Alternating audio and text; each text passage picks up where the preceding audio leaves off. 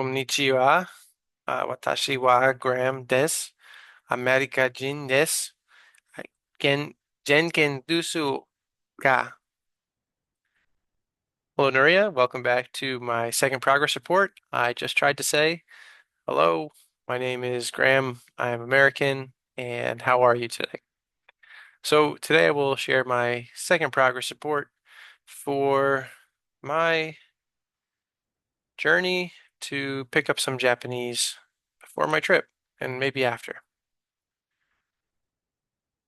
Alrighty, so similar format as my first presentation, I figured that would help to show growth, check in. Um, and so first we see here, we have some new icons, which I will get into. Um, so let's get right into the first slide. Okay, so the first, hold on, let me make sure my mic is working here. Testing, testing. Okay, sorry, I just didn't see the mic working. All right, so little progress update based on where we left off. And just as a reminder, last time we left off mostly just using Duolingo, but with the intention to find other resources. So I got blocked on Duolingo at a point where I reached the third level where you have to start translating into Japanese from English. And I was typing, and then as soon as you type a word with English characters, it switches it to the symbol or the character in Japanese. And so what happened was I don't know the words well enough to spell them correctly in English, and I certainly won't be able to if I can't check my spelling and it's immediately switched to symbols.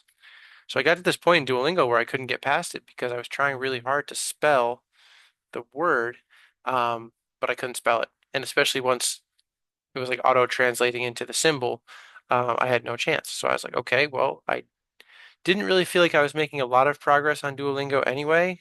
By the third level, we were still using vocabulary words like lawyer, teacher, water, rice, like some of those worthwhile, but it was the same 7 to 8 words over and over and over again. So for a person in my position who's looking to maximize their time, I think there were better uses. So I moved off Duolingo and then I tried a language podcast. You can see it's called Japanese Pod 101, and I found it on Spotify.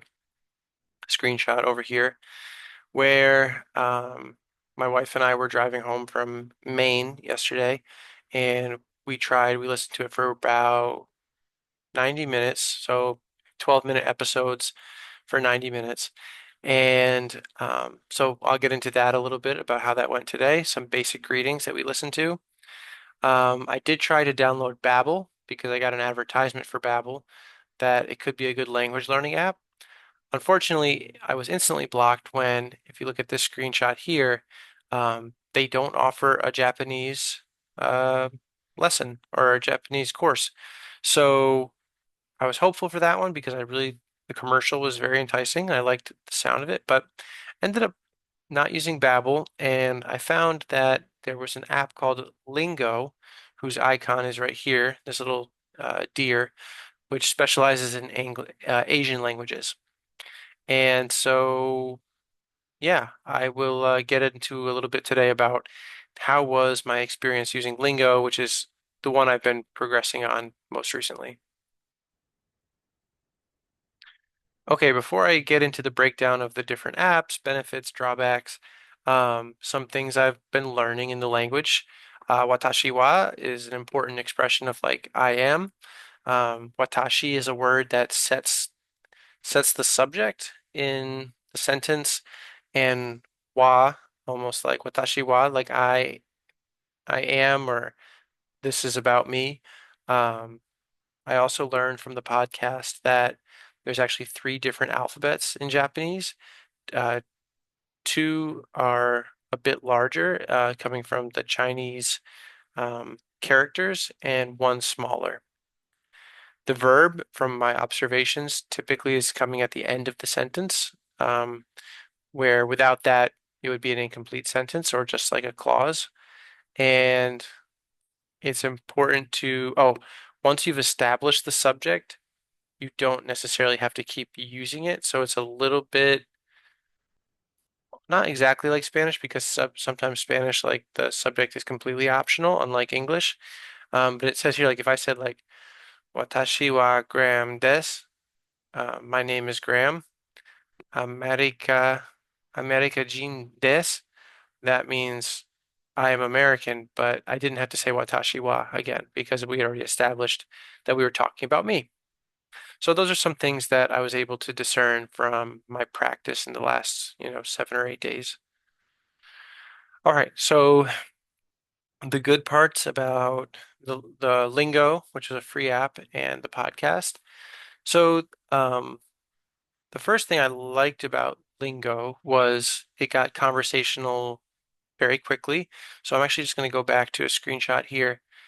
This is a screenshot of one of the lessons where you have like the character here or the person here speaking, right? Watashi wa Sakura desu. I am Sakura. And then you can um, you can like respond or you can say what she says, but you're basically like recording and then listening to yourself respond with these buttons.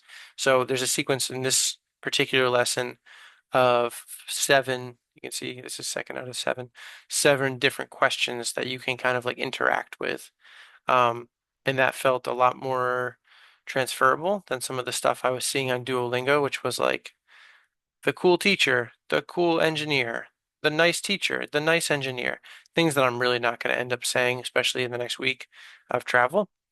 Um, so I liked that emphasis on real conversation and speaking practice, and it was a good opportunity to hear myself speaking Japanese, comparing it to the recordings that I was getting. Um, the nice thing about the podcast, which functioned as like there was an American who has been living in Japan for 10 years, so fluent in Japanese. And then there was also a native speaker from Japan as like the two co-hosts of the podcast. And I liked it because we got a lot of exposure to like a native conversation and what that sounds like. They also throw in a lot of interesting tidbits about culture, history, about the alphabet. And so I think that was like good context to have, especially just, before you travel to a country. And then it was convenient. I mean, the podcast was nice because we were driving. We were driving home and had a 4 hour drive, and we were able to put it on and listen and then like practice speaking along with the podcast. So for me, that felt like a benefit. So now the downsides of these two new sort of initiatives. Lingo actually in some parts of it looks a lot like Duolingo, looks almost identical as far as like the progress bar, the direct translation approach. Um, and so I didn't love that. I really just like the conversation practice that I was just talking about. Um, something that's not quite perfected, I guess, is the pronunciation check, whereas Duolingo will check you for correct pronunciation. Where the technology is, I think it's getting better, but maybe not perfect. Lingo did not have a check. So you would record yourself and listen, then you could re-record, but there wasn't like an AI like telling you if you were close enough. And then for the podcast, the real drawback is not seeing spelling of the word, because I think as we're learning in this class, it can be really hard to hear sounds from languages that are not your native language, especially when you're a 34-year-old guy like me. So, uh, where you were sometimes we were hearing things on the podcast and trying to say them, but not really sure if we were even saying the right thing, right? Like what to piece together. So that, the intonation, the inflection was really hard without getting to see the letters on paper.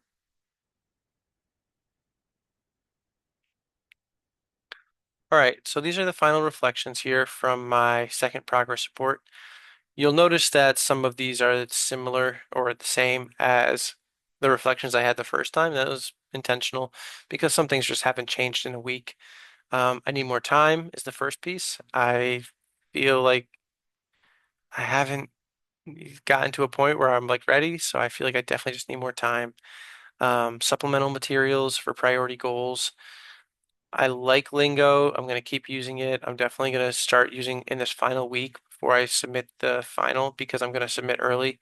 I'm going to definitely be working on some YouTube videos, um, printing off some hard copy materials, and I'll skip down here. Download the translation app, right? I'm going to probably download Google Translate because I think that worked really well when I was traveling in Italy to have that available all times. Still looking to improve my understanding of sentence structure. Mostly have just worked with the verb to be. And as far as complex sentences, things beyond hi, how are you, um, and a few vocabulary terms, I do not know if I'm making inferences based on things that are exceptions or rules. So I might be experiencing some, I don't know, negative transfer from home language. Still no hope for this fourth bullet point. Still no hope for character acquisition. That's why I got totally roadblocked with Duolingo.